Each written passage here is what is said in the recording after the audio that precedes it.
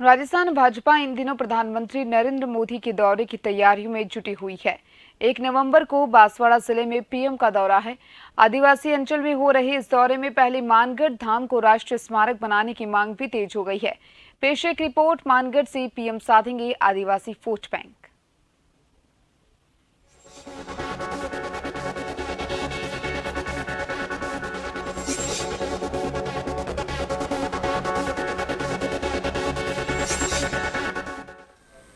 बांसवाड़ा के मानगढ़ धाम को राष्ट्रीय स्मारक बनाने की मांग एक बार फिर जोर पकड़ रही है।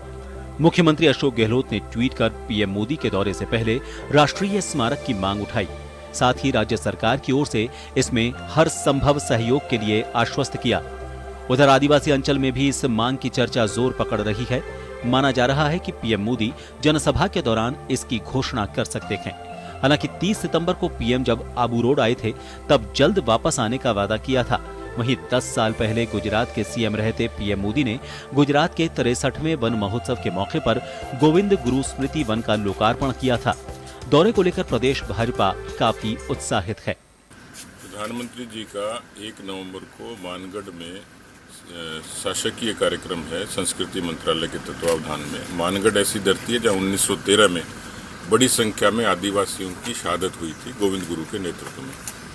प्रधानमंत्री जी जब गुजरात के मुख्यमंत्री थे तब से ही इस जगह के प्रति उनका एक विशेष लगाव है और उनकी इच्छा रहती है कि ऐसे जो अनसंग हीरोज हैं जिनको इतिहास में बहुत मजबूती से पढ़ाया नहीं गया, दिखाया नहीं गया, सिखाया नहीं गया, ऐसे स्मारकों को वो ज्यादा महिमा मंडन करें ताकि नई पीढ़ी उनसे प्रेरणा ले।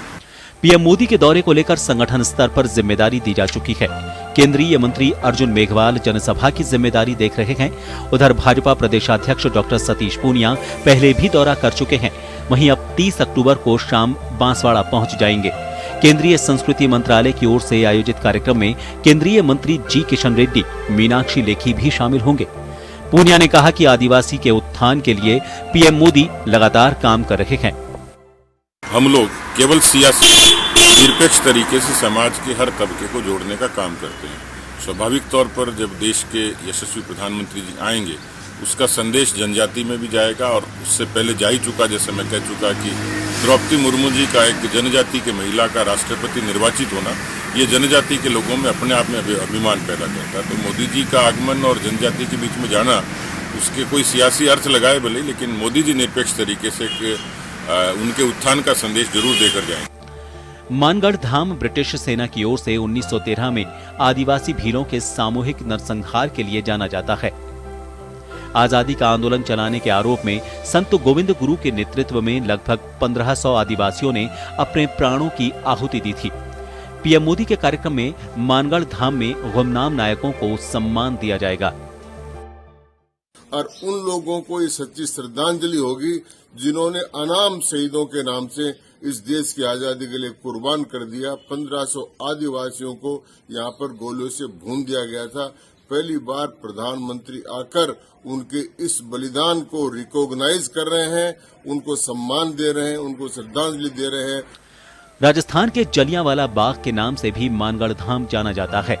यहाँ पर 1 नवंबर का दिन आदिवासियों के लिए सौगात भरा हो सकता है। हालांकि कार्यक्रम सरकारी है, लेकिन मिशन 2023 में राजस्थान के विधानसभा चुनाव में भी भाजपा को इसका सीधा फायदा मिल सकता है। जन टीवी के लिए अनिल सेन की रिपोर्ट।